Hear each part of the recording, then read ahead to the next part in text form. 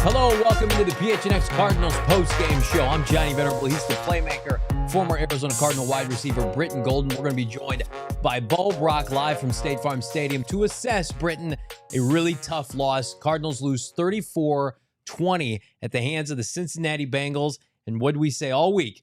Can't let Jamar Chase and Joe Burrow get right. That's exactly what happened in this game. It's exactly what happened. I did not like the secondary defensive game plan. I felt like they played a very soft zone coverage and just allowed them to dink and dunk 10-yard outs and 10-yard curls and just underneath passes all day, and we didn't even make an adjustment at halftime to even talk about it. Marco Wilson and all the corners, they were playing 8 to 10 yards off, and wonder why you have a guy like Jamar Chase that has 15 receptions. Yeah. It's because half of those receptions came underneath. Yes, he beat you deep twice, but they set it up with all those little 10-yard routes. It's frustrating, too, because the Cardinals at one point up 14-10 in this game had a really nice red zone goal line stand on fourth down, and an interception by Josh Dobbs, his first as an Arizona Cardinal, goes back the other way. The pick six in the red zone, and depending on who you ask, Bo Brock of PHNX Cardinals has a good breakdown in his Twitter. Zach Pascal looks like ran the wrong route, impeded the ball, which went directly to the defensive back, and it felt like wheels came off there. Now, before that possession, however, James Conner left the game, banged up his knee, and you wonder, they have James Conner available that drive. Do they play it conservative? Do they run the football? But you and I were talking off air. It just felt like the wind came out of the stadium and the Cardinals, frankly, when that interception happened. No, and it did. That little pick six changed the game. Yeah. And yes, you can blame it on Dobbs. You can blame it on Pascal. I'm going to run with the fact that he ran the wrong route just because there should never be anybody in the same throwing lane of a slant. Yeah. So, but regardless who you put that blame on, that pick six changes everything. Yeah. Because the momentum, you've got all the momentum at this point. You've had 2 touchdown drives right here, and then you get a fourth down stop on the goal line, and then you throw a pick six and you lose. And then now you're losing. Yeah. Took all the wind out. Yeah, the defense was I'll just call it shaky throughout, most of this game. But I mean, you look back, if the Cardinals just keep possession at the end of the first half, they give up just 10 points in the first quarter. But then the wheels fell off in the second half, and we'll be calling the spade a spade here. Like Joshua Dobbs did not play well today. This was the first game where you really kind of saw the other shoe fall. He had not turned the ball over since week 1 against Commanders. He had not thrown an interception throughout the regular season as a member of this team. He had 2 picks today and a fumble.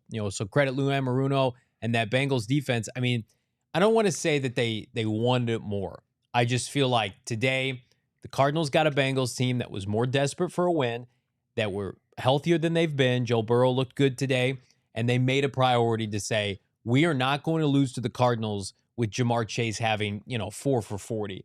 If we're going to go down, we're going to go down with our best players. And for lack of a better term, the Cardinals' best players are not equipped right now to cover a Jamar Chase. You don't have Budda Baker. Jalen Thompson left this game.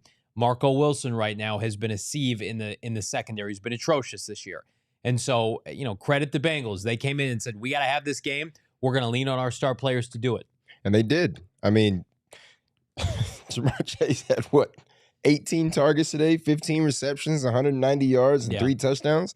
It's unreal. That's one of those things that at halftime, there's something has to be said. Like, look, Jamar's got 8 receptions at halftime. Yeah. Right? And he's torching us right now. What do we do? How do we come up with a defensive game plan to control him and make somebody else out there beat us? Because honestly, they didn't have another receiver out there that really did much. Tyler Boyd made a couple of catches. Yeah. And then the young kid, 16, I forgot what his name was. He had 6 or 8 receptions, but it wasn't anything that was dangerous. And like you said, the Bengals just came out and said, our star players are better than your star players right now, and we're going to prove it. Yeah, and that's the Cardinals they were able to answer the call against the Dallas Cowboys where they didn't lose to CeeDee Lamb and Dak Prescott and Micah Parsons, right? And that's why everybody thought that upset was so significant. Today it was like, Josh Dobbs was average Josh Dobbs. James Conner leaves the game. Jalen Thompson leaves the game. And it's like, well, what are you really left with? And I'm not here to make excuses. Like we talked about it off air. Coaching staff was not great today. And they felt like pretty well sourced, like they really liked their game plan this week. They liked what they were able to do. And I thought it was teetering offensively from big play / turnover, right? You always felt like a possession could go one or the other.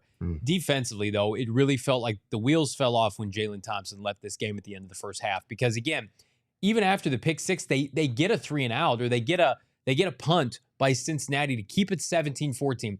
Jalen Thompson leaves the game, and subsequently they hit that big play to Jamar Chase to start the second half, and they didn't look back again. No, they didn't. And that was one of those things in coverage where I don't care what coverage you're in, whether it's cover 2. I think they were in cover 2 at that time. So the biggest thing is, yes, the middle is going to be open in cover 2, but you have deep half. Yeah. You have 2 safeties that both have a deep half.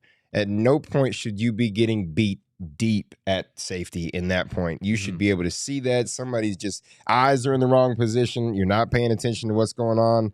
But that was just that opening drive they had where I think they took a minute off the clock when they scored. A minute and a half total, and it was just a 68-yard bomb. So that was just not defensively. I think the game plan was not good in the secondary. I mean, up front, we did well. We stopped the run for the most part. Shockingly, yes. And everything. We got a little bit of pressure back there. It wasn't enough, but we got a little bit. Yep. But in the secondary, we played very poorly.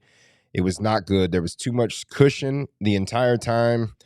And offensively, it's just, when your number one receiver the last 3 weeks has I think Michael Wilson had 3 total targets, and they all came on that last drive. Just 2. And you had the acrobatic catch, and we're going to talk about that.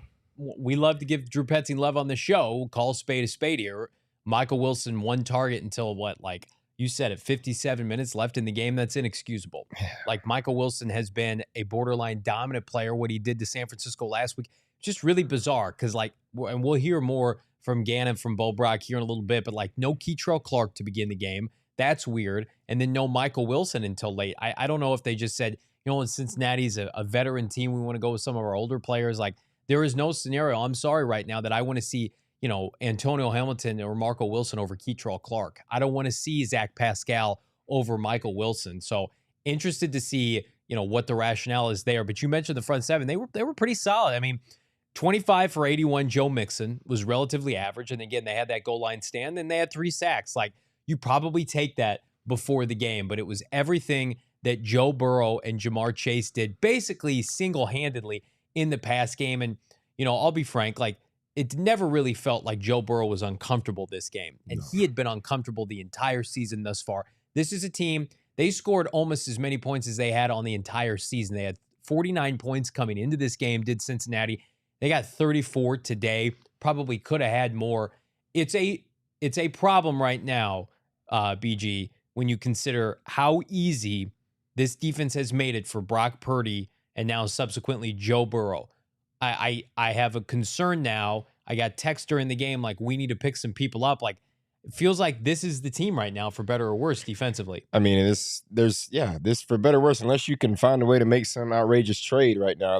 I don't know that there's too much out there on the market that's free that you can bring in that's going to change anything. So it's going to have to turn into who wants it on defense, especially in that secondary. You can't sit here. This is the NFL. You can't sit here and play 8 to 10 yards off the entire game. Yep. There's too many good receivers in this league, and there's too many good quarterbacks. And you can make a very average quarterback look good playing 10 yards off the ball every time. Because all he's got to do is snap it and get the ball out quickly, and that's 5 to 8 yards per play. And that's essentially what Cincinnati did for most of this game. Garrett Williams, you hope is going to practice. He will practice next week. Maybe he plays against the LA Rams, which their passing attack looks very potent.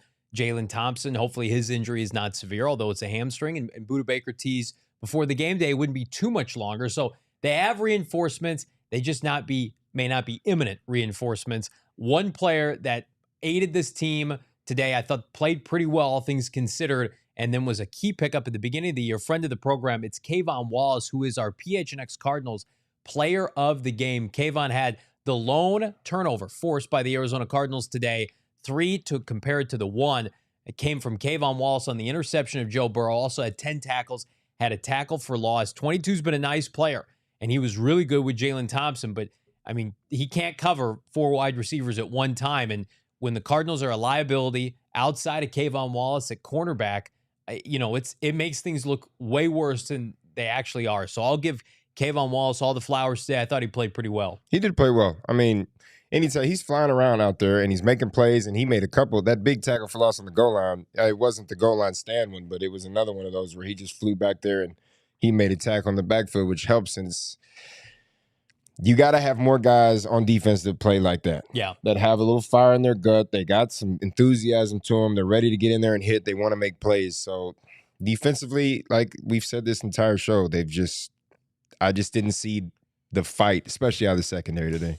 Another player that potentially could have been player of the game, I thought Dante Stills, seventh rounder out of West Virginia, was good. But all in all, I mean, going back to the interception, and then late in the game, it's 24-20.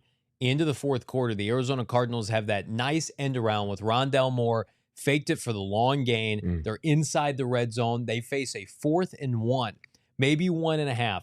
Did not like this play call from Drew Petzing. I mean, like, the defense has been down. They're injury plagued. I thought the offensive play calling today, both when they were backed up, that led to the pick 6, and then they're on 4th and 1, 1.5. The QB jet sweep with Joshua Dobbs, instead of saying, we're going to go north and south, because I thought the offensive line blocked pretty well, run blocking. I didn't understand that play, BG. That we talked about out there. I thought that play call was a very, very poor play call for a 4th and 1, especially when you need points in this situation. At that point, you were down 4 points. Yeah. If you're going to call something like that, just send the field goal unit out there and kick the field goal. It puts you within 1 point. Another field goal can give you a lead, only if your defense can get a stop.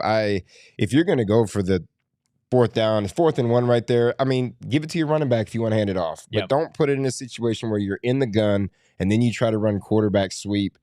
And you got to hats off to the Bengals defensive coordinator on that play, because he called a great play, sending that safety in there, because it took the running back out of the play, and then it was just Josh Dobbs versus a linebacker, and it was just no go. Yeah, at no point did we feel like that play was going to get you a first down that you needed. And again, probably a different play call if you've got James Conner in there. Again, we're going to hear more from Jonathan Gannon on the status of the Pro Bowl running back. But first, I want to get to some of these super chats. You guys are crushing it. Like this video, by the way.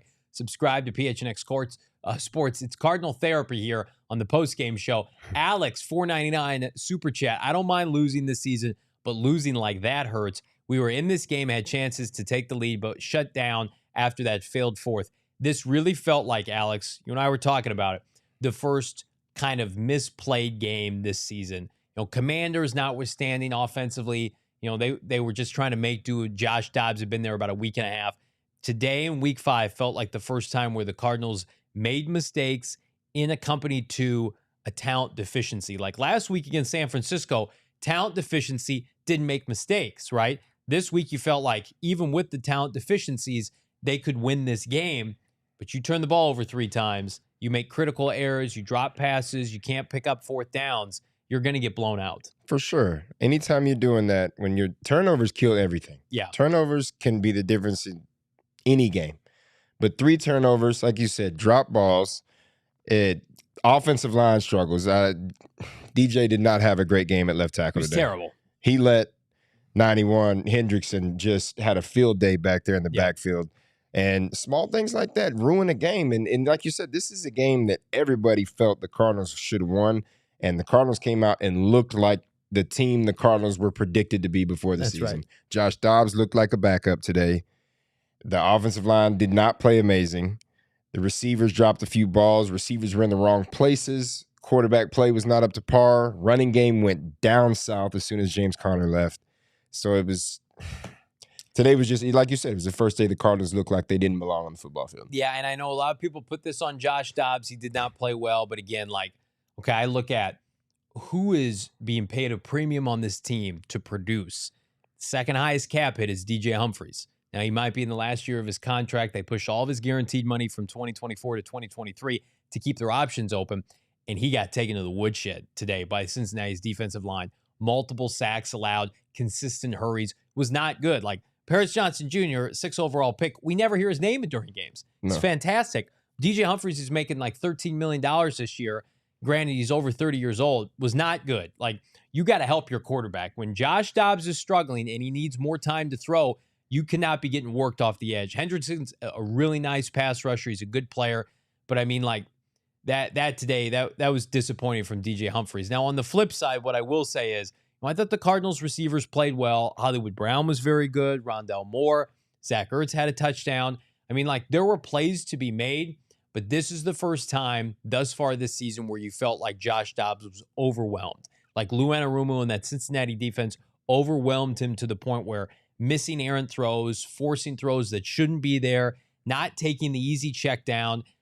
I expect him to bounce back, but it's the first time he's looked human this year. No, agreed. And it was the first time that we, like I said earlier, that Dobbs looked like a backup quarterback. Yeah. I feel like he came into this game because he's had so much success the last 3 weeks. I mean, he had two touchdowns to 0 receptions in the first half. Early Dobbs was fine, but I feel like after that second touchdown pass, I feel like he got into that mode where he felt a little too comfortable in situations where he tried to force throws and turn into the quarterback that he's not right now. Mm-hmm. And he got away from where he was earlier in this year, where, hey, it's not there. Where's my check down? Where's my tight end over the ball? Where's my running back? Instead, it was, let me try to force this slant in here. Yep. Or let me try to force this high ball to Zach Ertz over here that ended up in another interception. He should have had 3 interceptions. He should have, yeah. He tried to force one slant that hit a linebacker right in the chest, and somehow he couldn't come up with it. So it was today Dobbs looked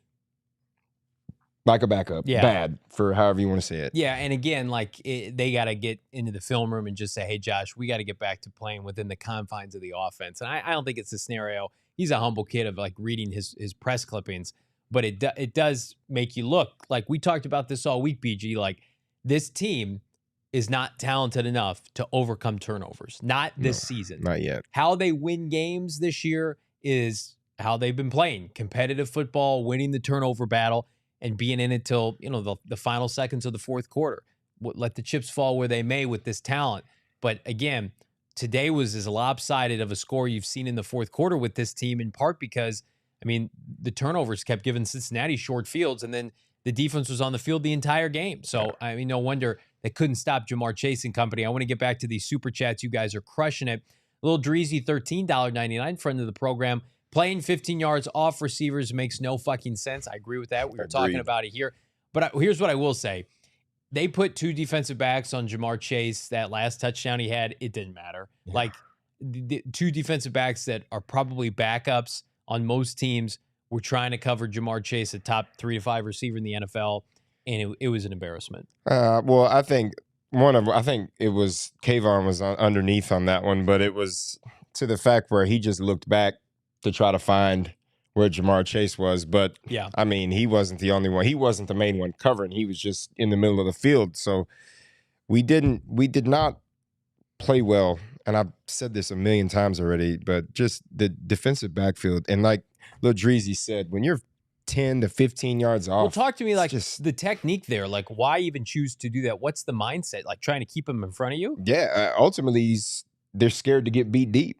I mean, as a receiver, as a former receiver, when I line up on a line of scrimmage and I know how I have any underneath route, a 10-yard out, a curl, a dig, whatever it might be, and that guy's playing 10 to 15 yards off, that's a guaranteed catch unless the quarterback just makes a horrendous throw. Yeah. But that's guaranteed reception, and I'm getting at least 5 to 10 yards after the catch. All I got to do is make a guy miss after that. If you're playing 15 yards off, think about it from a punt return standpoint. At Greg Dorsted's first punt return, he catches the punt return. The closest guy is 10 yards away. He's got plenty of room to make a move, and he ends up getting 15, 20 yards on this run. It's the same thing. If I run a 10-yard out and I've got time to catch it and turn upfield, and he's playing 15 yards off already, he's probably backpedaling too. Yeah. Now I'm going to catch it with room to run and make a move, and it's just easy to get first downs. Even if you make that tackle when I catch it, I'm at 10 yards, first down. So ultimately it's just the scaredness of getting beat deep, which you can't play scared in the NFL. I don't care who you are, how fast you are, what you think you are. If you play scared in this league, you will suffer. Yeah, they were certainly scared of Jamar Chase today. I mean, what he was able to do before, after the catch, during the catch, his explosiveness was evident. And again, Cincinnati Bengals wised up, made it a priority to get him the football, and the Cardinals paid dearly. I want to get back to these super chats. You guys are crushing it. Leave a like on this video if you could. Jalen Blair, $10, friend of the program. Today was the first time we had expectations of Josh Dobbs. It's easy to play with no expectations, but we expected him to win this game. Expectations are an MFer. Absolutely. I mean, we all picked the Cardinals to win today. And again, like, I don't know if any of us thought Joshua Dobbs was going to have a field day. Cincinnati's defense has been good this year. Like, their offense has been bad. Their defense has been good. But it was a product of the perfect storm. Their offense got right against a Cardinal defense that, let's just call it, is undermanned right now. I mean, they're missing 4 or 5 players off a unit that wasn't supposed to be good this year anyway. And then the offense was playing with a backup quarterback that decided, okay, this is going to be the first game I make some poor throws, that I have some turnovers. And you mix those two things together. Like, I think it's on both sides of the ball. I'll give it 50-50 split. The offense or the defense was not good today. And we've given the flowers to these coordinators, Drew Petzing and Nick Rallis. Like, they got to go and look at the film and say, oh, how do we be better? Because it doesn't get any easier. You go and you play really potent passing attack next week with Matthew Stafford that looks rejuvenated. I know they took the L today, but they'll be chomping at the bit. And Geno Smith and Lamar Jackson. I mean, this team's got to figure it out quick on the fly. And so, this was a game that the get-right game for Jamar Chase and Joe Burrow. It happened, and you could tell early that they were going to do everything they could to find that connection. And it didn't stop for 4 quarters, as much as Cardinal fans wished it would stop. I'm going to tell you guys, do not stop, though, with BetMGM. Bet 10, get 200. So I did pretty well on my bets outside of Cards money line. Cards money line, I think, was about plus 140. All my other bets, though, pregame, check them out. Johnny's picks hit today, including BG, the Zach Ertz anytime touchdown plus 240. They did. Outside of the money line, you had a good little day with the bets. I appreciate it. And I also said, because it wasn't available on BetMGM, but some other sites as well, the anytime half a sack from Zaven Collins, which hit. Zaven Collins looks pretty solid. So making you money here with our friends at BetMGM. It's a couple weeks in a row now. Though. You had to get some good picks. I feel like I'm heating up a little bit. Cardinals could use some of my mojo here and heat up. We're going to give you some good mojo with our friends at BetMGM. Bet 10, get 200. Place your first bet through the sportsbook with our friends at BetMGM. You're going to get $200 with just a $10 bet. We got some exciting announcements coming up with our friends at BetMGM. But in the meantime, again, download the app or go to BetMGM.com and sign up with promo code PHNX. Sign up and you're going to get $200 with just a $10 deposit, regardless of the outcome. So tonight, place a little scratch on San Francisco, Dallas. Regardless, it's going to be up to you to sign up. Check out the show notes for full details. Now listen to our guy, Shane Diefenbach, talk about it in the disclaimer. Gambling problem? Call 1-800-GAMBLER. Colorado, D.C., Illinois, Indiana, Kansas, Louisiana, Maryland, Mississippi, New Jersey, Nevada, Ohio, Pennsylvania, Tennessee, Virginia, West Virginia, Wyoming. Call 877-8-HOPE-NY or text HOPE-NY 467-369 New York. Call 1-800-327-5050 Massachusetts. 21 plus to wager. Please gamble responsibly. Call 1-800-NEXT-STEP Arizona. 1-800-BETS-OFF Iowa. 1-800-270-7117 for confidential help Michigan. 1-800-981-0023 Puerto Rico in partnership with Kansas Crossing Casino and Hotel. Visit BetMGM.com for terms and conditions. U.S. promotional offers not available in D.C., New York, or Ontario.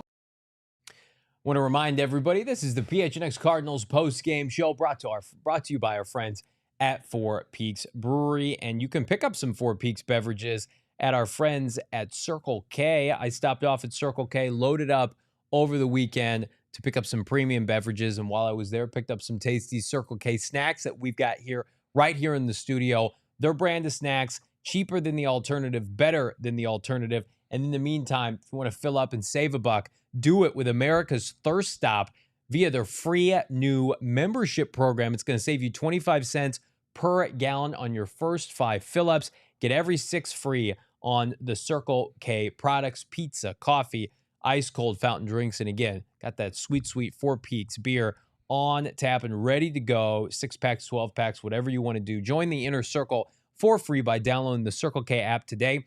Terms and conditions apply at participating locations. Visit CircleK.com for more details. Again, hit that like button. You guys are crushing it. Here's a couple Cardinals that did pretty well today. It's counting Cardinals here with BG and Johnny V here on the post-game show. I'll start with Hollywood Brown, BG. I thought Hollywood Brown played pretty well. He had the drop at the end. There were opportunities for Dobbs to hit Brown more than he had. No, agreed. Hollywood played, especially early. The first half, he looked really good. He was open. He was getting out. in space. Dobbs got him the ball. They had a great pass on that touchdown pass and kept him running. He caught it and he ran. I feel like they kind of got away from it.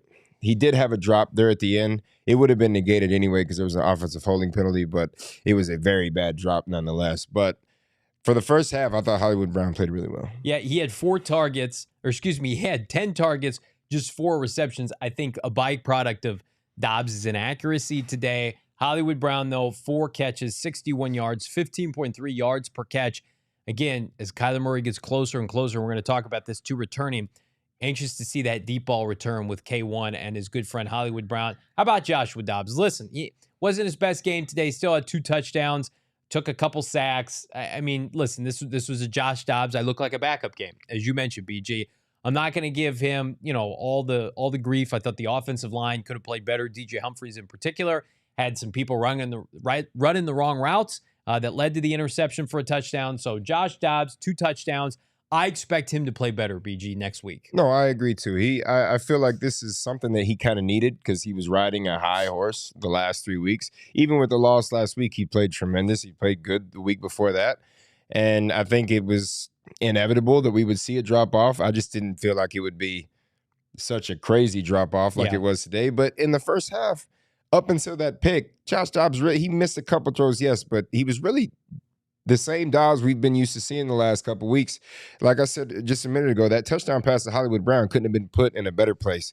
He caught it on the run. It was out in front of him. There was nobody. If he throws that short, Hollywood gets caught, probably tackled on the 5-yard line or something like that. But it was a great throw in this. He just got away from it. In the second half, he tried to force some throws, and he made some throws that just weren't. Yeah, he didn't look right from the start of the game. He was missing guys he typically doesn't miss. In that first possession, the inaccuracies really kind of showed. And I want to show you our final player via counting cards this week. Rondale Moore. Rondale Moore has been quiet recently outside of his touchdown against Dallas.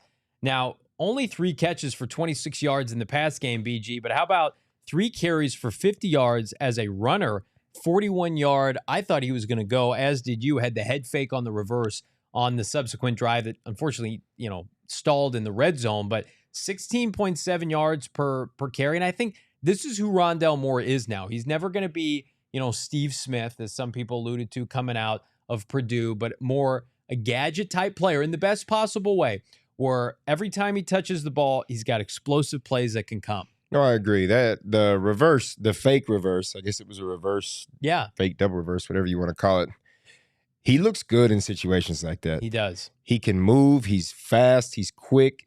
The head fake, it caught me. I thought he was handing it off, and then he kept it, and I thought he was going to the house. So you've got to find ways to get Rondale more and more involved in situations like that. I thought that was a tremendous play call, one of the only really good ones all game, I guess. But Rondale Moore has to be in this offense a little bit more. He's never going to be that true just slot receiver. You've got to find ways in the backfield. We've seen it work already a couple weeks ago in the backfield. He took one between the tackles for about 40 yards as well. So I think you have to find ways to get him more involved in this. Yeah, Dermercado and Rondale Moore, you figure, will be the primary 2 ball carriers while James Conner is out, however long he is out. But I need to see Rondale Moore more in the running game and being able to touch the football. 16.7 yards per carry on top of his bloated average already to start this year. Really interesting to see if they open it up. I want to get to some of these super chats here if we could. Damon Dog, let's start with 50. Boy Jew, $4.99. Thank you so much. I knew Dobbs would have a drop-off, but honestly, I don't know what he was thinking today. He played terrible, cost us the game with bad decisions. We need Kyler. Again, this was the bad Josh Dobbs that we hadn't seen all year. Even against the Commanders, he was more efficient today. Cardinals, it almost felt like they were down immediately 10-0. And Dobbs was like, I got to play hero ball. I got to get us back into it. Where, like, in reality, that DeMercado touchdown drive when the Cardinals were down like 10 or 11, and then they came within 4 after the Prater missed field goal, like, that's kind of what they needed to do the rest of the game. Like, the big plays, maybe they'll come via play action.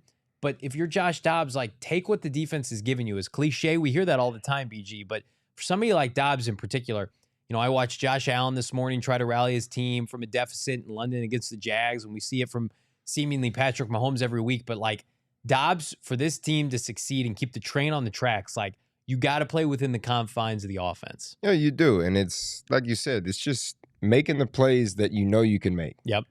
Right? Controlling what you can control. And that's fine, right? If I don't have anything open downfield in my first read, find my check down. Get myself into a second and manageable, right? Third and manageable. There was too many times today where we tried to force bad throws and it put us in 3rd and long. And then you're sitting in a 3rd and 8, a 3rd and 12. And now you have to throw the ball downfield and you have no other choice. The defense knows this. Yep. They know you're not going to try to hand the ball off or throw an underneath route on 3rd and 15.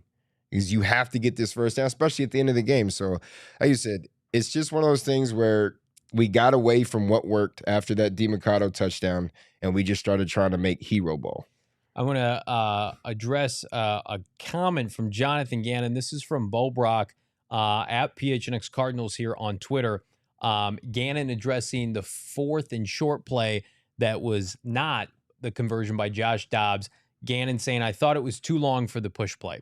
So we looked at the screen. It was probably about 1.5 yards, just under 2 yards, and Gannon opted to do very much a quarterback jet sweep. It did not work, but again, I think in hindsight, they'd like a redo on that play call. Yeah, I mean, I wouldn't have done the push play either. It is a little bit long, and you do not have the Eagles' offensive line. So the push play, I don't think anybody really wanted that, but you just wanted a play that looked competent. That just looked doomed immediately. As soon as the ball was snapped, I just closed my eyes because it's over with. There's no way he's getting this first down. No chance. Gannon on the defensive struggles, point blank. There's the game on defense. You let their best player beat you. I'm pissed off about it. It's my fault. We got to get it cleaned up on Ja'Marr Chase being the difference maker today. Like, I get what Gannon's saying, but man, like that's easier said than done with the players you have at your disposal. I'm not making excuses, but again, like we knew the state of this roster before coming into this season.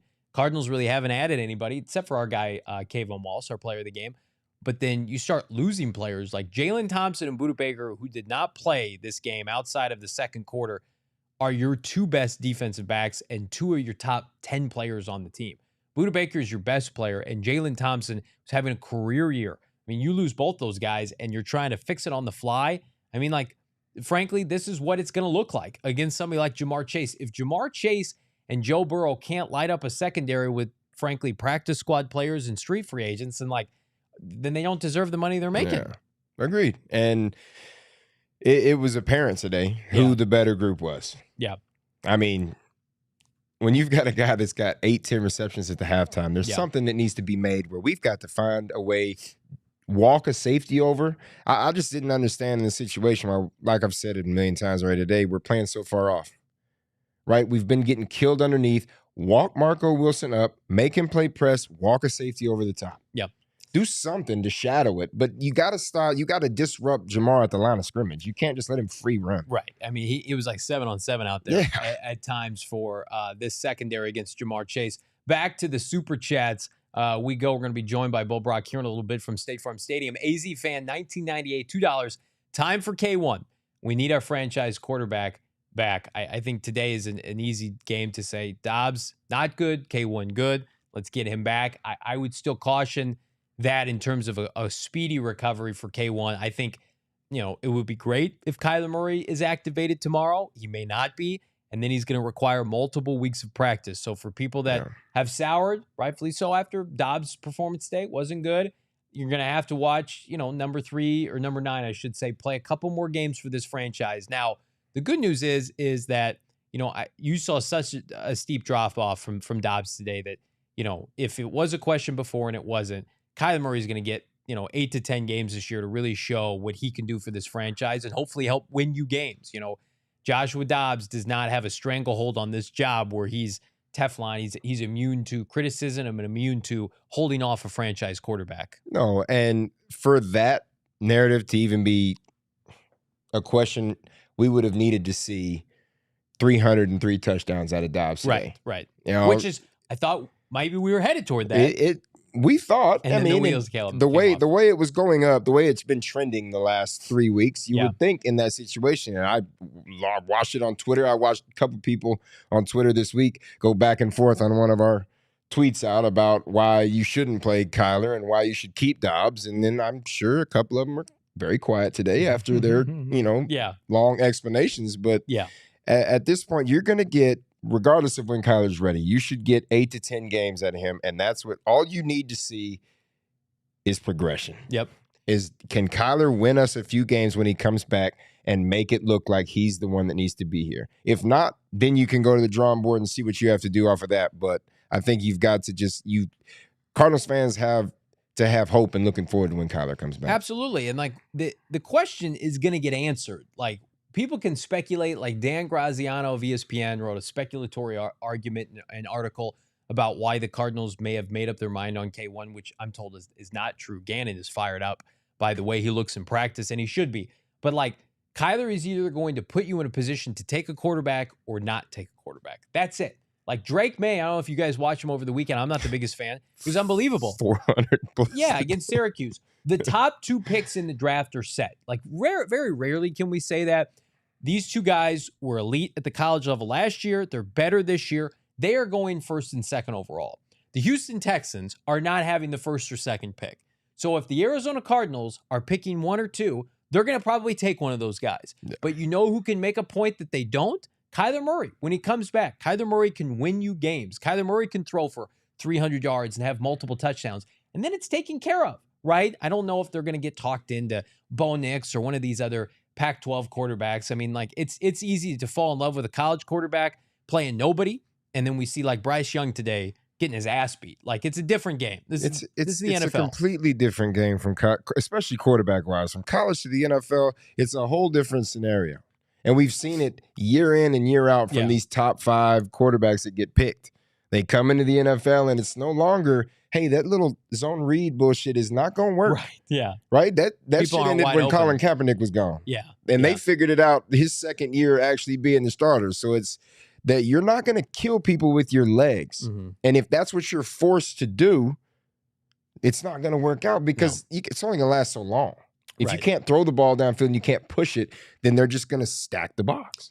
You know, Jonathan Gannon and, Monty Ossenford, they've seen what elite quarterback play can do and not do. Like, Ossenford was winning games with Ryan Tannehill in Tennessee. And, JG had a guy who was taken in the second round that they molded and developed in Jalen Hurts. Like, they're going to have options.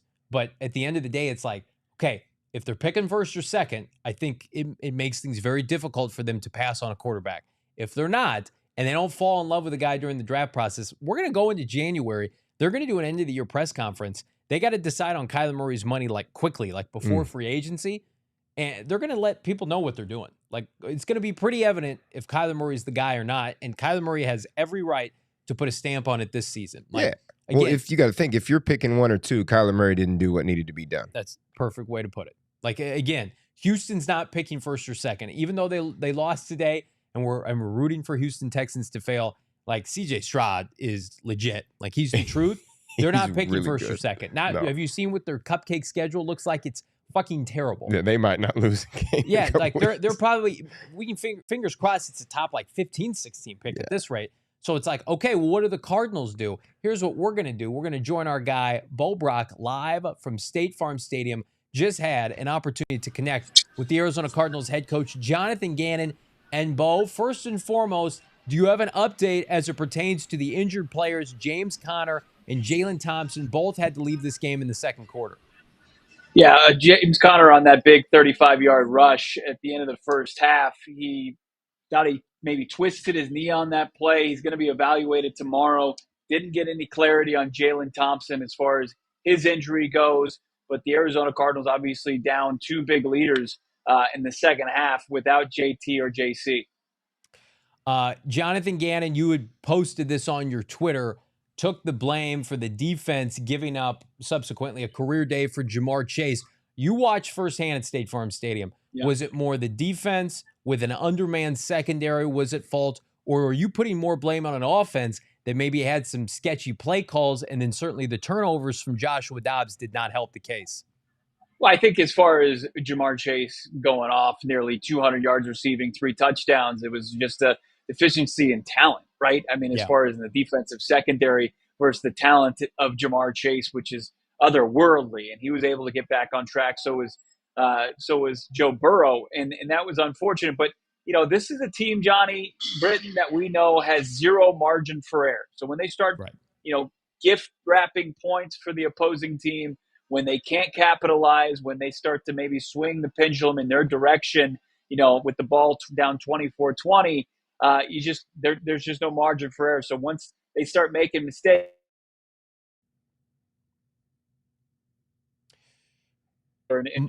two-score game, 34-20, instead of something that was, a little closer than maybe the final score indicated. Cutting in and out here, Bo Brock, as we chat with Bo live at State Farm Stadium, Brittan Golden, and you think about when this game turned and the pick six before the end of the half. Bo, I want to get your take, but we're on the record. It looked like Zach Pascal ran the wrong route, number 0. Yeah, for sure. And we've harped on this since the halftime show. You have a slant on the outside. There's never supposed to be another receiver in the throwing lane for that slant. Yeah. So normally there's some type of flat or out route that's attached to it. And I'm going to ride that horse saying that Zach Pascal ran the wrong route and was in the wrong lane. So that's the only thing I can think of why he would even be in the vicinity to put his hands up for a slant behind him. Bo, did you get clarity on that situation with the interception at the end of half and who's taking fault for it? Yeah, I mean, who's taking fault for it is Joshua Dobbs, but that's because, he's a good leader. He's a good teammate. He's not going to throw his guy under the bus. But I followed up with the question. I said, was that ball intended for Hollywood or was it intended for Pascal? And he answered it was a slant route that was intended for Hollywood Brown. So we did clear that up. Zach Pascal, I'm not sure, just trying him out there to make a play, maybe after the previous play where he couldn't bring in the pass. Maybe he was trying to make up for that. But it's unfortunate for the Arizona Cardinals because that's where this game turned. The pick six, when they were leading, looked like they were just a catastrophic error away from going into halftime with the lead. And unfortunately, that's what happened. Bo, what do you make of Michael Wilson having 2 targets basically in the final 5 minutes of the game? Like, you're sitting here watching it on your TV at home, and it's like, where's number 14? He was dominant against San Francisco, leading this team in receiving yards, and yet minimal targets. He makes the acrobatic catch toward the end of the fourth quarter. Is that like a game plan thing? The Cardinals, sitting Keitrell Clark? Like, what's the deal with not playing their rookies today? Yeah, it was that we did not get much clarity on as far as, was it a game flow? Was it just that it was clamps as far as the defensive, game plan? And you would hope that it wasn't part of the offensive game plan to take 14 out of it because of what playmaking he's shown so far. So really no clarity as far as why Michael Wilson, it took all the way to the fourth quarter for him to get involved. Was he more involved were they emphasizing him in the run game? But we certainly didn't see a lot of opportunities. That was his first target. It was his first catch, correct? So it wasn't like they were trying to get him the ball. In the game. Right. They weren't trying to get him the ball and unsuccessfully doing it. It was just a lack of opportunities from his quarterback. Brittan, we talked about it. This offense is going to go and stop with the quarterback position. Joshua Dobbs, not great today. What do you need to see from Dobbs moving forward? Because, again, he tried to force the football today. Should have had multiple interceptions, to your point. Like, how do you get Josh Dobbs back on track next week against the LA Rams? One, as the offensive coordinator, I got to go in there and you have to just speak and be like, hey, look, we got a little out of character this week. We tried to force some things that we haven't tried to force in the past 3 weeks. Yep. And we got to get back to playing the football we were playing against the 49ers and the Giants and the Cowboys. Like, we played good football. We took care of the football and we made smart throws in this situation. I expect him to bounce back. I mean, we were sitting here week 1. The chat was going crazy saying Dobbs isn't the answer and he's terrible week 1. And then week 2, he came out and had a great performance. Week 3, had a great performance. Week 4, he played well against the 49ers. So I expect him as a veteran, as a leader in his situation, to go to the drawing board, watch the film, make the corrections, and come out next week and play better. I agree with that. And I think, again, like, Kyler Murray's coming back. Eventually, Dobbs is going to be your guy. I don't want to hear about Clayton Tune in the meantime. This is Dobbs' football team. Bo Brock, what did Jonathan Gannon have to say? And do we have some clips of JG just moments ago at the press conference? I believe we do. We've got, 3 of the crucial moments in this game. The pick six, Joshua Dobbs speaks on that. Jonathan Gannon gets into the 4th and 1 play call. Why did they maybe not get to that Philadelphia quarterback sneak, the tush push, or the brotherly shove? and then Jonathan Gannon and Jamar Chase. We can go any direction, just depending on what our guy Damon Dog has queued up behind the scenes. I mean, we could just roll it, and then we'll just give our comments afterwards. Let's cue it up, Damon Dog. This is JG following the loss to Cincinnati. And that, I think, it seemed like he caught a lot of balls today for a lot of yards and a lot of touchdowns. So obviously, as a defensive staff, myself being the leader of that, we didn't do enough on that side. You can't let their best player beat you, and that's what we just did. So that falls solely on me, and we can't let that happen again. So point blank, there's the game on defense. You let their best player beat you. I'm pissed off about it. It's my fault, and we got to get that cleaned up. Yeah, that's a good question, Howard. I thought it was too long for the push play. It looked like almost 2 to me. Probably a yard and a half it was. I don't know exactly. And I walked down there and looked. Yes, we would. We got some other things on, 3rd and 4th and 1 too, but thought it was too long for that there. It was intended for Hollywood. He ran a slant. He was getting in there. So probably a tight window, obviously, and so I can't make that decision with the ball. I got to keep the ball safe, especially hiding awareness in that area of the field. And so we'll fix it. We'll take care of the football, and we'll be better. Lots of good insight captured by our own Bo Brock here of PHNX Cardinals. And Bo, I want to ask you, because that's probably the most emotional we have seen Jonathan Gannon in a postgame this year. It's also the first time the Cardinals really played, I think, top to bottom, a poor game. Yeah, talent deficiency, we talked about that, but the turnovers, the mistakes, DJ Humphries was atrocious at left tackle. Could you sense the frustration of JG? Because, I mean, behind the scenes, like, Cardinals really thought they could win this game, especially after beating Dallas, a 3-point spread, you're playing at home. Got to think JG thought the team was going to respond differently this week. Yeah, absolutely, especially out of the gates. I mean, this was trending towards Bengals just dominating from the opening kick, right? Yeah. I mean, they get the 3 and out to start, right? You had the big sack that kind of put you behind the sticks a little bit on offense, and then Joe Burrow, he immediately just kind of finds his old his old self, goes 7 for 7, 50-plus yards and a touchdown to his guy Jamar Chase to open up the game. And then, they get a big punt return that then eventually on the second defensive series, the Arizona Cardinals get back to that bend, don't break mentality, and then that kind of flipped the script. But up until that point, it was the Bengals dominating in all 3 phases. And then kind of like last week in week 4 against the 49ers, the Arizona Cardinals scratch and claw. They get the stops necessary. The offense looks solid.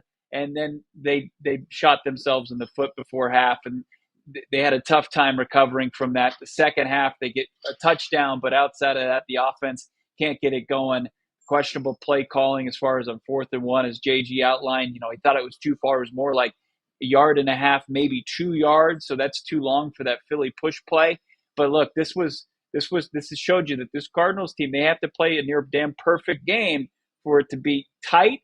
And then, if they give up any points, I mean, just for them to be within a score, that's where the talent deficiency is right now. So it was the Bengals.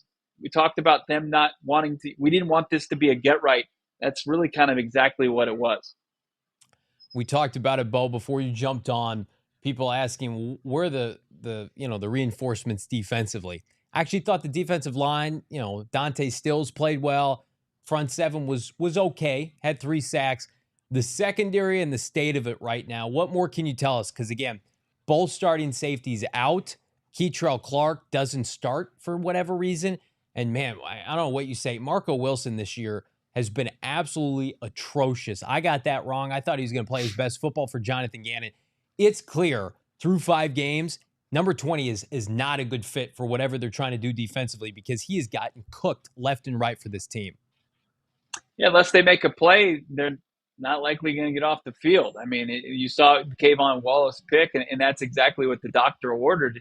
And unfortunately, they can't capitalize it. That turned into the 4th and 1 turnover on downs. So you're seeing this defensive secondary. It was undermanned. They deal with concussion. Hamilton gets put in concussion protocol. They're trying to work Garrett Williams back. I would imagine that expedites his timeline. It doesn't make him just get to be, get eased back into things because of the numbers game. They got to get back up to just full strength numbers, and then hopefully there's not that big of a learning curve. But this is a guy going from ACC, torn his ACL, to get right back onto the field. He's going to have to, potentially match up with Puka of the Rams or Cooper Kupp. It's not a great situation conducive, Brittan, to getting up to speed. So, man, I mean, it's tough at this point in the season when you see, where you're down and opposing offenses are going to try to expose that, on the fly to slow that down. I wish I had a better solution answer for you. But it's like, okay, Garrett Williams, and then maybe after LA, maybe you can get Budda Baker back. He seems like he's close. He's kind of mulling around the team facility. Doesn't look like he's true, affected by the hamstring issue that much anymore. So hopefully he'll get back after the minimal 4-week absence on the injured reserve. Yeah, BG, how critical is it to get Budda Baker back in the secondary? I mean, just if you want to look at it from the leader standpoint, just having somebody who just Budda's demeanor, how he plays, how he brings people back up to life with his play, just having him back is going to give you a spark. But he's like the general back. He's essentially your quarterback of your defense, right? I don't really see that deep Jamar Chase pass going to fruition if Budda Baker's back there. I feel like he's in a position to make a play on that ball to where it's not just, now you never know, Jamar Chase can still make some ignorant catch, but I feel like something like that in a situation like that doesn't happen with Budda back there. And also just the tenacity that he plays with, right? Guys don't just like to run across the middle when Budda Baker's back there. No. It's not a safe place. I mean, like we talked about it. This team was undermanned before the start of the season. They've lost, multiple of their top 10 players, Kyler Murray and Budda Baker withstanding. We're going to talk about where things lie with the Cardinal draft picks, specifically with the Houston Texans. But first, I want to remind everybody, Four Peaks Brew is the official brewery of PHNX. Popped up on a nice cold one during the game today. Pumpkin Porter for your boy. Made the Cardinal loss a little bit easier. Again, patio beers are ready, and they're here, available via Four Peaks. How about the Redbird Lager? Tremendous in the new Redbird Arizona Cardinal can. Again, visit fourpeaks.com/locator to find favorite brewery tours and events. Oktoberfest, they've got the Haunted Brewery, which is fantastic, right around the corner. Nobody does Halloween like our friends at Four Peaks. Follow them at Four Peaks Pub on Twitter, Instagram, but you got to be 21 years and older. Please drink responsibly. Speaking of being a responsible, I'm going to be a responsible guy after this game. I'm going to drive home. I'm going to pop an OG's. OG's Flavoring Dreams, America's favorite and PHNX's favorite dispensary. OG's, using that bonus code PHNX, is going to get you some money off. You got to be 21 years or older to enjoy responsibly. What kind of gummies can you get from OG's? The best. That decision is 420 times easier with the fruits and creams mixed bags. You absolutely love to see it. Again, check them out, our friends at OG's Brands yourself. Try a few, double. They've got blackberries cream, orange creamsicle, peaches and cream. Tons of Hall of Fame choices with our friends at OG's. But you got to be 21 years and older. You got to enjoy them responsibly. Find them at a local dispensary near you. They are Hall of Fame level gummies for especially games like tonight, the post game, where you really just got to say, you know what, I got to veg out after watching Jamar Chase go for about 200 yards against my secondary. I'm not trying to recap that for the next 5 hours in my brain. What I wouldn't mind dabbling into, gentlemen, here, it was teased on our pregame show. Gotta love those Atlanta Falcons. Desmond Ridder has not been good this year, but was good when it mattered. And the Atlanta Falcons taking care of your boys here in Arizona. Let's check out our Texans Tracker. We've had 2 weeks without a Monty Austinford smiling head. We are back. Look at that sweet, sweet man. Getting a dub today are the Atlanta Falcons over the Houston Texans. And BG, CJ Stroud's very good. He should have had a game-winning touchdown. That Texans defense, though, not so good. Cardinals are back in business with Houston at 2-3. They are. And looking at this schedule, CJ Stroud could have a really, over the next 4 or 5 weeks, could have a really good day. Yes. Which is not great for the Monty Tracker. Right. But, I mean, I just don't see I don't see them losing to the Panthers for sure. The Saints are very beatable. Yeah. And, I mean, hopefully, by the time they get to us, we can, wipe the floor with them. We know we're not going to get any favors, Bo Brock, from our friends out in Denver with the way they're playing now. But looking at this tracker, Bo Brock, give me your most realistic, best case scenario for Houston where they end up this year. Because, again, We talked about it before you jumped on. Like, even with the Cardinals struggles, it doesn't feel like Cardinals are going to end up with a top 2 pick. I could be wrong. Houston, for sure, is not going to be in a position to get the Cardinals, a position to draft Caleb Williams or Drake May. So looking at this right now, put a wager, or put a prediction, I should say, on the Texans' final record this year based off of this. Man, let me talk about the power of prayer here. I mean, when you look at this schedule, holy The football crap. gods. I mean, you got to look like the Saints got to take care of business next week. Then the bye week, you think, like Brittan said, dub against Carolina, and then Tampa Bay, who's surprised a couple people this year. Can they continue to that? Can this Bengals team get back on track? Can the Cardinals steal one? And then the Jaguars play like they're expected to, like they did in London today. That stretch there, that middle stretch, when you look at our Texans Tracker here on YouTube, that middle stretch is where they're going to need to stack losses for this pick to really be as premium as we originally thought. Because then you look at it, Tennessee and Indianapolis, we'll see if Anthony Richardson can make it through the marathon of a season. Hasn't proven to so far early on. A lot of winnable games. So best case, like, can you keep them about 5 in 12?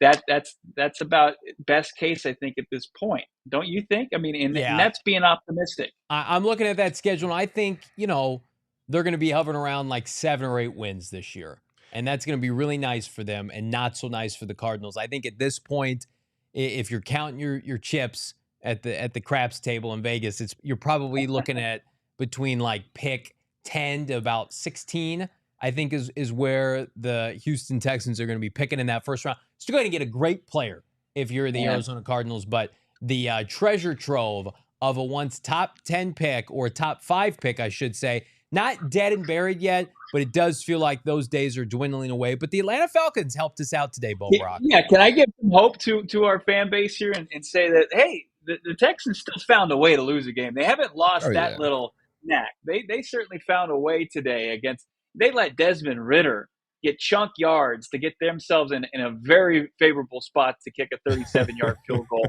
So at least, tip of the cap to that. Like, they still have that affinity for finding a way to lose a game at the end of football. As long as they don't come out and do what they did against Jacksonville like a week ago and just dominate that game wire to wire, I think we should have a chance at this one. But like, I'm sitting at the blackjack table, and usually is always the case. My chips are dwindling, and that's what's going on with a top 5 pick for the Cardinals with the Texans pick. We deserve to win, even when we're not winning here on PHNX Cardinals. Like this video, get us to 150 likes before the end of the show, and we'll be winning with all of you. Bo Brock, we teased it. BG and I talked about it. The decision as it relates to Kyler Murray. Does it become easier, in your opinion? He's eligible to come off of PUP at any point. Tomorrow, these next 12 to 24 hours are going to be critical. Does it become easier now to pull the ripcord and say, we got to get K1 back, given Josh Dobbs' play? Or are you still proceeding according to plan despite his performance today?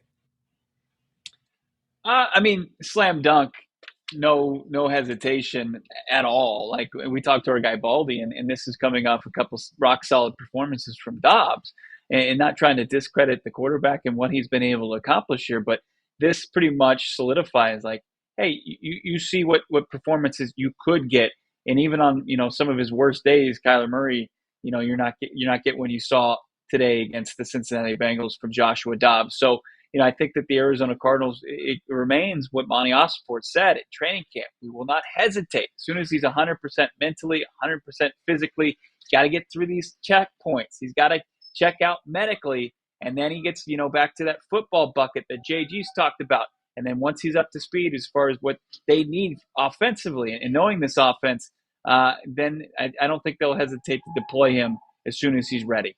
BG, your opinion right now, Kyler Murray, do you think he starts practicing this week based on what we've heard, or do you think they're going to give it another week? I mean, I think you still have to stick to the game plan with Kyler, right? You don't want to bring it back too soon if it's something where he's not comfortable yet. But when he is comfortable, like you said, they explain it, when he's 100% mentally and physically ready to go, I don't think you hesitate in that situation either. I think you have to get back in here, let him get acquainted. Obviously, it's going to take, how they said, it's going to take a couple weeks of practice getting him back in the fluidity with his receivers. He's got new receivers now. So when he's ready 100%, you have to put him in this game and see what you can do with the rest of the season. Yeah, it's I interesting. mean, Johnny, let me ask you this. I mean, we've seen this team pivot once they've seen poor play, especially Right. from the trigger guy, as JG calls it, right? The quarterback. I mean, what do you think? Do you think that this could maybe expedite things? I think twofold. I think number one, they thought this was a very winnable game for them. And the offense, while not perfect, really struggled as it relates to setting the defense up for failure. I mean, you gave the Bengals 7 points. You turned the ball over. Potentially not having James Conner, I think, will factor into this because Dobbs has had James Conner every step of the way. It's made his job easier. I also think right now, the state of this defense, and I'm not putting this on Nick Rollins, is so undermanned. If you're going to win games, it almost feels like you have to win games a very specific style, and that's winning shootouts. And you're not winning shootouts with Joshua Dobbs. Now, is that fair to Kyler Murray to come back and say, hey, Kyler, you got to go score for score like it's Cliff Kingsbury circa 2020 with this team? Fair or not, like Kyler Murray, I would imagine would be up to that challenge. But the defense giving up 16 points to the Dallas Cowboys, that defense may not be available for a hot minute while you wait on Budda Baker and Jalen Thompson and some of these guys. Joshua Dobbs may not have his Pro Bowl running back available to set the tone of the line of scrimmage. Like, I'm factoring those things in. Can Kyler Murray go into LA? Can he go into Seattle and win? Fuck yeah, he can. Like, Joshua Dobbs can win under very specific set of circumstances. If those circumstances were still in place, as we've talked about for the latter part of the last month, then you feel good about him playing games for you. But today, it felt like when the wheels were falling off and they were losing 10-0, James Conner goes out, Jalen Thompson goes out. It's like SOS, come save me. Well, he wasn't good anyway up until that point, completing under 50% of his throws. So it's funny you bring that up, Bo. The minute they pulled the ripcord on Colt McCoy after that shitty week of practice in Minnesota, it's like, we got to pivot. We got to pivot. Josh Dobbs, and here I'll give him credit, BG, has bought them enough time to be a viable, watchable product on Sundays. If we're getting closer to the Cardinals being what people thought they were before the season, and Kyler Murray is ready to go, it almost feels like, Bo, the perfect time to say, let's do it. Let's get you back practicing this week. Maybe it's not against the Rams. We know he needs multiple weeks of practice. But I have a sneaking suspicion that it's time to ramp it up with K1 because now this team needs Kyler Murray more than ever. Yeah, Rams, obviously it's not on the table that he's going to be in the lineup, right? But can he start the preparation period? Can he get his feet on the practice field? Mm-hmm. That's where that begins, right? Then you got that 21-day window. I'm a little hesitant looking at Seattle on the road after LA. That's a tough, obviously you got to factor in that it could be a slick playing surface. Like, then you're looking home Baltimore. You got 2 weeks potentially as far as games go that you got to prepare Joshua Dobbs for, but then also ride that fine line of getting K1 prepared at the same time. How difficult is it going to be to get him prepared while simultaneously preparing Joshua Dobbs, Brittan? I think that's going to come back to Kyler's work ethic on that point. Because if Josh Dobbs is your answer right now, and he's going to start the game and we're working on getting Kyler in there, you still have to put all of your eggs into Dobbs, making sure he is fully prepared to start and play that game. Kyler's got to be in those meetings. He's got to be paying attention to what the game plan is, how they want it run. But at the same time, he's got to be putting in his own work. He's got to watch the film on these. He's got to study what's going on and figure out how he can be, if it's comes to it, how he gets inserted into it. He's ready to go on the same time. I want to talk about some of these super chats, but first I want to talk to my guys about my favorite pair of sunglasses, Bo. It's our friends at Shady Rays.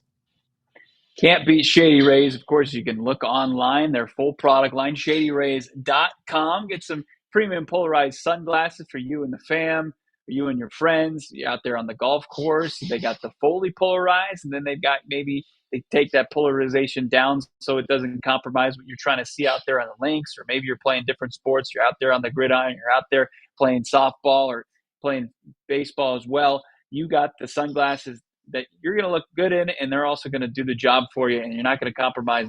Breaking the bank with Shady Rays. Check them out in Kierland Commons as well up in Scottsdale. You can use our promo code PHNX just like you can online. tell it to whoever's checking you out there, PHNX. You can get 50% off 2 or more pairs of premium polarized sunglasses from Shady Rays. Check them out, shadyrays.com, or up in Scottsdale in Kierland Commons at Shady Rays at their store, and you can use the promo code PHNX. Save yourself 50% on the sunglasses that 250,000 people have rated 5 stars. Let's get to these super chats here. Sports Hero, friend of the program, $2 super chat. Thank you so much, Sports Hero. Wish Dobbs used his legs more, keep the defense honest. Just 3 carries for a yard. It did feel like a couple different times he had a chance to take off and run. Wonder if it was a byproduct, gentlemen, of the pass protection being shaky today. But regardless, I mean, the Josh Dobbs that we've seen, efficient, mobile, not turning the football over, an occasional big play, it just wasn't there today. And I think a lot of it, BG, had it to do with James Conner leaving the game and DJ Humphries just not being able to block Trey Hendrickson on the edge. Yeah, no, and there was a couple of those where even if he tried to get out of the pocket, there was nowhere he could go. Yeah. So a lot of it was a breakdown in the offensive line, especially on the left side of that offensive line. So everybody would like to see him use his legs more, yes, especially in situations where he has to get out of the pocket. But there's a lot of times where there's no way to escape. It's just at that point, take the sack, hold on to the football, and don't turn it over. This next one, go ahead, Bo. There was a play that stands out, and it was the turnover on downs. It was he certainly had some field in front of him, and he decided to throw it towards the end zone, and Amari Dermacata was on the other end, but it was nearly an interception first and foremost. Could have put him in an even better situation before that big 4th down and 1. So I thought that was a play that he would have liked to have back. And when you think like, hey, could he have just maybe tucked it and run? I think that certainly was one of those spots. Yeah, a couple opportunities too throughout the course of the game to throw underneath to the players that were open. He took a lot of big shots today, both in the pocket and downfield, and very few paid dividends. Joel, this one is for our guy BG. Thank you, Joel. $4.99. The Cards at such a talent disparity at most positions. Does that start to weigh on players as the season goes on? I mean, you could look at it both ways, but I think no. I think if you're a player out there and you're letting the fact that we're playing guys that are much more, equipped than we are. If you go out there thinking, oh, they're better than I am, then you're going to get your nose wiped every single week. I mean, it goes back. I said it a couple weeks ago. If you don't believe that you're the best person on the field, who else is going to believe that? If you can't look at the person in front of you that asks who's the best player on the field and say it's me, then nobody else is going to come to that. There was plenty of times we're sitting in the locker room. Now, did my track record look like Larry Fitzgerald's? No. But when an interview said who's got the best hands on the team, I was going to say me. Yeah. Right? If I don't believe it, who else is going to believe it? Now, Larry's going to sit right next to me and laugh when I said it. But in my head, I believe that I was the best. And you have to have that mentality in the NFL or you're not going to make it very long. Well said. Absolutely. Let's get to more of these super chats if we could, Damon Dog. Super sticker from 4C33. Thank you so much. $1.99. Appreciate you supporting the show in that way, my friend. Alex, another super chat, friend of the program, $9.99. The line has played good, but they need to play better when Kyler Murray comes back. Dobbs can stand in there longer because of his size. An undersized Kyler probably gets sacked more often.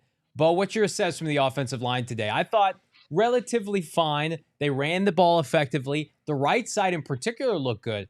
Man, it's that left side. DJ Humphries just got worked consistently throughout 4 quarters today. Yeah, and let's not, discount the guys coming after him. I mean, Trey Henderson has been making plays in this league for a while, and then inside, interior-wise, they've got some playmakers as well. So they had a better day at the office than the Arizona Cardinals on the left side of the line. I thought Josh Dobbs really didn't know sometimes, and in the face of pressure, tried to figure out where to go with it, and ran right into the face of pressure. I don't know. I mean, that is going to be an intriguing part of this when they reinsert Kyler Murray back in the lineup. Like, how will he be willing to stand back there, maybe take some shots that we've seen Dobbs get, or just even stay in the pocket and not just try to make a play with his legs like we're used to, in the past. So that's going to be a fascinating angle to it. But I'm not going to definitively say something one way or the other, just because we don't know. We haven't seen Kyler Murray play in this type of an offense, ever. I mean, this is an offense that he's been a part of really since he started playing football where he's in the shotgun. It's more spread out for him. This is more pro style. We'll just see how he takes to it just from the very get-go, because I don't think we can say either way, where he's going to struggle and what Dobbs does better than him and what he doesn't. Get to this final super chat. Thank you so much. You guys have been crushing it today. Hit that like button. Dirt Bike Boy 714. I wish I could make this happen. DJ for Pat Surtain, who says no. It's like the lone Denver Bronco that's playing well this season. The Broncos taking it out, but thank you for that super chat. Patrick Surtain probably would like to escape that Vance Joseph's defense for just about any other team right now. Times are tough for not only the Cardinals, but the Denver Broncos as well. But we make things much better, not only here on the postgame show, but at our home website of gophnx.com. Our PHNX beat reporter, as you could hear Jonathan Gannon allude to, Howard Balzer, I'm sure, is writing a banger of an article right now that's going to be available for free in just a matter of hours at gophnx.com. And if you want to hook up yourself with some free gear, become a diehard via the PHNXlocker.com. Pick out a free hat and or shirt for the entire year. Every year you're signed up to become a diehard member, you get a free piece of merchandise, free piece of gear, whatever you want to do, plus 20% off all future purchases, like maybe the We're Effing Better t-shirt, hats, zip-ups, sweatshirts, whatever you want. Do it with our friends at PHNXlocker.com. Plus, next weekend, we're going to be out at BetMGM Sportsbook at the Great Lawn at State Farm Stadium. Maybe some ticket giveaways for the upcoming Baltimore Ravens game. So much good stuff. You got to keep tabs on it all at gophnx.com. Become a diehard today. Hit that like button. Final thoughts, gentlemen. A game the Cardinals wanted to win, could have won, maybe should have won. BG, how does this team bounce back this week with, uncertainty surrounding the quarterback position? Well, I think tomorrow morning you go in, you watch the film, you see all the really bad mistakes that you made, and you get them corrected early. And you've got to put this game behind you. It was a bad game all around for a lot of people. I think you got to show up Wednesday for practice with a new mindset, new mentality of, hey, it's a different week. Let's go out there. Let's try to do what we can do. Let's try to get a win against the Rams, at least be competitive if we don't get the win. But just get back to the competitive football that we've played the previous 3 weeks. Yeah, Bo, same question to you. Joshua Dobbs, the honeymoon ended today. Got to see a better performance from him. But more importantly, the defensive secondary has got a huge task on its hands in week 6 against Matthew Stafford, Puka, Nacua, and, of course, Cooper Kupp. I mean, they got to slow down 2 really rock-solid wide receivers on the road. But, look, the Rams are 2-3. Another opportunity presents itself if they play better ball. But the honeymoon, it's over. People are disgruntled. They saw a very winnable game not go the way of the Cardinals. They're going to have to get back to the drawing board, get better fast in some areas that it's going to be a Herculean effort to get up to task to win football game in week 6. But Jonathan Gannon, he's pissed off. We'll see what pissed off JG looks, how he can game plan going into the next week. LA Rams, a beatable team. I mean, dating back to last year now. The Cardinals, I would imagine, with our friends at BetMGM, already a lofty underdog. That's just the way Gannon and company like it. This was the first week where we, as Jalen in the chat said, had expectations for Gannon, this team, and Joshua Dobbs, and they didn't go well. So maybe next week, just what the doctor ordered, this team can fly under the radar. What's happening with the Cardinals? What's happening with Kyler Murray? Keep it locked in here. PHNX Sports, PHNX Cardinals. We will bring you the very latest as it relates to Kyler Murray and his return off injury. Is it this week? Is it next week? What's going on with James Conner, Jalen Thompson, all that and more. He's Brittan Golden, the playmaker. Follow him, Bo Brock, at Bo Brock. Follow us, PHNX_Cardinals on Twitter. I'm Johnny Venerable. Thanks for hanging out with us all day. Again, hit that like button, subscribe on the YouTube. Subscribe to PHNX Cardinals wherever you get your podcasts. We're back on a Monday. See you then. We all silly like the mayor.